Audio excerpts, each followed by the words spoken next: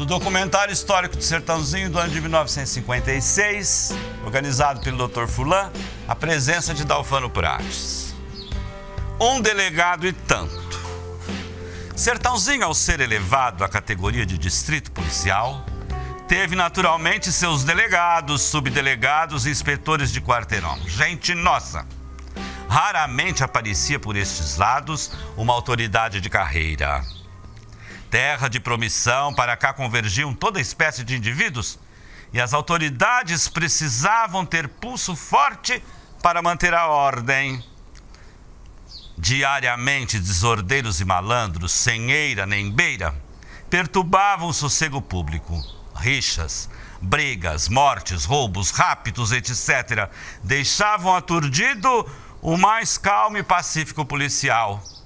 Antônio Varalda, italiano, homem honesto e íntegro, foi nomeado suplente de delegado e, como capacitado para tal cargo, agia a contento e população que o estimava e acatava suas decisões. Certa ocasião, um arruaceiro fora preso por uma anspeçada e levado à sua presença. Doutor, esse caba da peste estava promovendo desordem na Rua do Comércio. Eu dei ordem de esteja preso. Ele se espalhou, então se eu pedir reforço, torci ele na sua presença. O saudoso Varalda impertigou-se, pigarreou e por fim ordenou: prendetelo, latello, portello, que ni pensaro io. E depois, indagando ao preso: hai mangiato? No? Allora va mangiare, a poi torna. Valentes e valentonas. Os anais policiais do passado relatam proezas de indivíduos que punham de quando em vez em polvorosa, pacata população sertanesina. Chico do Carmo. Lá no longínquo 1900, um nome sobressaltava a vila de Sertãozinho: Chico do Carmo. Muita correria, fechamento de portas e chiliques. No entanto, tratava-se de um pobre diabo que a fama popular transformara em valente. Fazia muitos anos este infeliz praticara impunemente façanhas em Ribeirão Preto. Mais tarde, prosseguindo suas proezas em Sertãozinho, foi 2 vezes preso. Quem primeiro atreveu-se a prendê-lo foi o alferes Manuel da Silva Moura, então escrivão de polícia, rapaz aparentemente pacato e julgado por todos um tímido. Chico do Carmo era um caboclo simpático e amigo leal. Para manejar o cabo do relho, nunca encontrou competidor.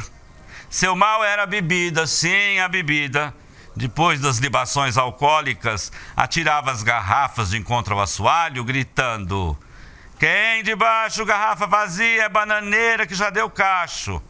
No fim da festa, quando os convivas a quem ele respeitava, já se haviam retirado quase sempre. Os últimos entravam na guasca. No dia 5 de janeiro de 1903, no Arraial de Cascalho, por motivo frívolo, esbofeteou o menor Benedito Baltazar, empregado do capitão Jerônimo Rosa. No dia 7, Benedito meteu-lhe traiçoeiramente uma bala nas costas, de que veio a falecer. Chico do Carmo, espantalho daquele tempo, talvez tivesse sido um pacato cidadão, se a proteção exagerada de uns e o medo condenável de outros não fizessem dele um desordeiro. Joana Brava. Vivem ainda na memória dos antigos sertanesinos as bravatas desse tipo de mulher valente. Joana de Tal aqui pousou como ave de arribação, numa época na qual Sertãozinho era apenas um povoado de boca de sertão, em plena efervescência de progresso. Diariamente chegavam levas e mais levas de retirantes dos estados nordestinos. Trabalhadores braçais que no princípio desbravavam certas paragens e depois fizeram de Sertãozinho o centro de suas diversões, e daí o aparecimento de casas de tavolagem, cabarés e restaurantes para toda espécie de gente. Cabocla simpática e autoritária, dominava o cenário das diversões noturnas, onde era admirada e também temida pelo seu temperamento agressivo.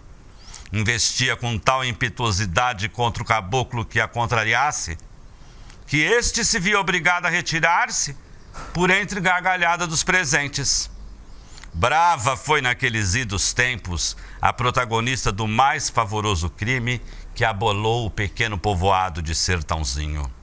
Na poeirenta rua Itaguaçu, na Casa da Cabra, alguns notívagos bebericavam quando um grito anunciante ecoou no seio da noite calma. Os frequentadores da Babilônia Tasca saíram à rua Marajó para ver o que acontecia. Um arrepio misto de medo e terror apoderou-se dos circunstantes.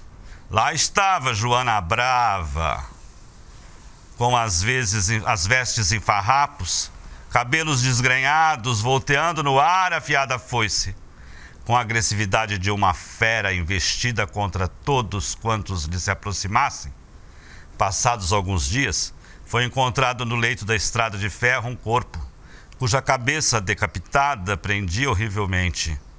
Seguindo os rastilhos de sangue, as autoridades chegaram até a casa de Joana, que calma e cinicamente confessou o seu delito.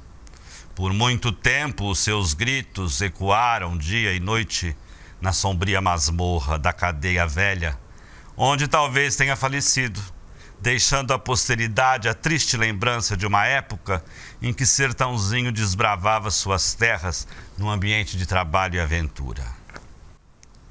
Curas e curandeiros. Aproximava-se o final do século XIX. Apenas um decênio separava de uma nova era. Já se falava de máquinas, de carros sem animais e mesmo de uma caixa grande com uma boca que falava e cantava. No Ribeirão Preto, um estranho andava de balão lá no céu. Abnegados médicos, ao chegarem aqui, depararam com sérios obstáculos. Meios de locomoção difíceis, medicamentos escassos, falta de recurso. A crendice popular, agarrada aos velhos costumes, não deixava de ser uma barreira às ideias do Esculápio.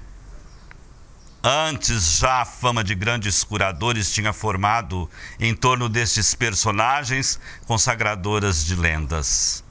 Para a picada de cobra peçonhenta, Antônio Fernandes era o nome indicado, que também era cuera, para desentocar a bicha criminosa, enxotando-a para outras paragens. Seja como for, Antônio Fernandes conseguia curar muitas vítimas. O sistema usado, seus ungüentos, rezas e infusões, eram quase infalíveis. Daí a sua fama. Outro nome que chegou ao nosso século foi o curador Jonas. De pequena estatura, indefectível, terno de brim amarelo, seu Jonas era procurado diariamente por dezenas de pessoas que necessitavam de suas consultas. Ainda hoje se conta de um fato burlesco e curioso que sucedeu com um de seus clientes. Jonas foi procurado por uma figura conhecida na cidade e que vinha sofrendo dos males do estômago. Após escutar a queixa do paciente, o velho Jonas pensou, matutou e por fim falou: "Olha, seu Zé, você vai para casa que amanhã às 9 horas eu lhe dou uma purga." No outro dia, o paciente esperou em sua residência, mas o Jonas não aparecia. Eram 10 horas quando resolveu sair à procura do curador. Mal tinha se distanciado de sua casa, sentiu uma revolução interna e, se não voltasse correndo, talvez tivesse perdido o respeito à honrosa indumentária inferior. O Jonas era assim. Dava laxante à distância. Antônio Tertuliano dos Santos, Antônio da Barra. Desde os primitivos tempos de nossa localidade, viveu em nossa cidade este herói esquecido da nossa época. Saíra moço daqui para a Guerra do Paraguai, onde lutou como um bravo. Terminada essa época, essa epopeia, tornou a Sertãozinho ostentando no occipital profunda cicatriz, única recompensa da nação ao filho que lhe defendeu a honra no Paraguai. já com os cabelos nevados pela velhice, faces sulcadas, arrastando o físico ao quebrado, com um lenço interceptando uma das vistas, transitava pelas ruas da cidade, levando ao lar que necessitasse a sua presença, a sua oração, sua fé, seu galinho de arruda. Antônio da Barra, dentro daquela aparência de misântropo, tinha uma alma patriótica ardente de amor ao solo pátrio. Faleceu em 8 de fevereiro de 1917 com avançada idade.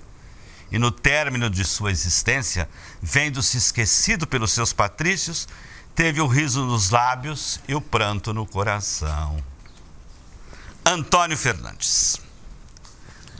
Quando o sertãozinho contava apenas com meia dúzia de choupanas em torno da paupérrima capelinha, o Antônio Fernandes era o homem mais célebre daqui. Se alguém era picado por cobra, para ficar imediatamente curado, bastava dizer: o mordido não sou eu, é o Antônio Fernandes. Se os piolhos de galinha perseguissem um galinheiro, ao dono bastava dizer: é nos ninhos do Antônio Fernandes que há piolho, não nos meus. E estes desapareciam, como que por encanto. Do mesmo modo se procedia com a peste nos animais, com as lagartas na horta, com o quebranto nas crianças e etc. E como é natural, cada um desses milagres fazia com que no bolso do homem prodígio chovessem níqueis dos beneficiados. Logo após a elevação de Sertãozinho a distrito policial, o famoso curandeiro foi escolhido para subdelegado. E estava, como ele dizia, com certa importância, quase sempre de jurisdição. Quem disse que conseguiria fugir com o criminoso? Se o crime era de morte, o nosso herói punha 10 réis de cobre entre os lábios do assassino e o delinquente, tivesse onde tivesse, vinha entregar-se à prisão. E o Antônio Fernandes recebia com um sorriso de satisfação. Sim, era um rapto. O parente mais próximo da moça segredava: a raptada não é fulana, é o Antônio Fernandes. Daí a pouco estava Fujana debulhada em prantos, rogando perdão à família e denunciando o ladrão da moça. O ladrão da moça também se apresentava prontinho para o casamento. Para cada delito tinha o Fernandes. Enfim, tinha um meio de capturar o culpado, de modo que sem farda nem rifle, sem soldados, ele fazia tudo. Parece, porém, que a missão da subdelegacia foi pouco a pouco diminuindo o prestígio da varinha de condão. À medida que a população crescia, as proezas do Antônio Fernandes desapareciam. E para acúmulo do caipoirismo, a criação do Distrito de Paz aumentaram consideravelmente as restrições do nosso homem, que continuou a declinar de modo acelerado. As contestações à sua infabilidade surgiram de toda parte, e o pobre Antônio Fernandes acabou perdendo a fama. Com a criação do município de Sertãozinho, viu desfazerem-se as últimas esperanças. Comprou um pequeno sítio no Cascalho e lá foi passar seus últimos dias. Com o pobre do Antônio Fernandes aconteceu o inverso do que diz o adágio, isto é, morreu a fama, ficou o homem. No entanto, o simpático Antônio Fernandes, com sua estatura atlética, sua barbaça comprida e seu aspecto de homem de bem, que realmente o foi, merece sim um lugarzinho no documentário de Sertãozinho do Dr. Antônio Furlan, de 1956, apesar das suas façanhas que foram suplantadas pelas luzes do progresso. Enfim, Antônio Joaquim Arantes, o Belforte. Assim o chamavam os antigos vaqueanos da primitiva Sertãozinho. Era sexagenário, trazia barba e cabelos brancos, magreza e altura impressionante, voz fraca e rachada, morrendo na laringe. Pelo seu porte erecto e firme, realizava bem o tipo do nosso paulista desbravador dos sertões. Valente e resoluto, foi rico sem orgulho e empobreceu no fim da vida com resignação e com bondade. Nasceu em Batatais e aqui chegou nas primeiras levas de ousados sertanejos. Estabeleceu-se com farmácia no local onde mais tarde se instalou a máquina de beneficiar arroz do senhor Manuel de Oliveira. Naquele tempo, única passagem para os viandantes que de Ribeirão Preto se dirigiam para os lados do Bananal, hoje, Rua Itaguaí. Naquela época, o Belfort era o homem mais entendido dessas paragens. Era o chefe político, médico, farmacêutico, orador, o cidadão insubstituível, o mais conceituado, o mais caridoso e o iniciador desta cidade. Já muito idoso, foi morar perto do cemitério, onde lhe deram um emprego de coveiro. Morreu pobre, mas deixou na memória dos sertanesinos o traço indelével de sua personalidade. Dalfano Prates.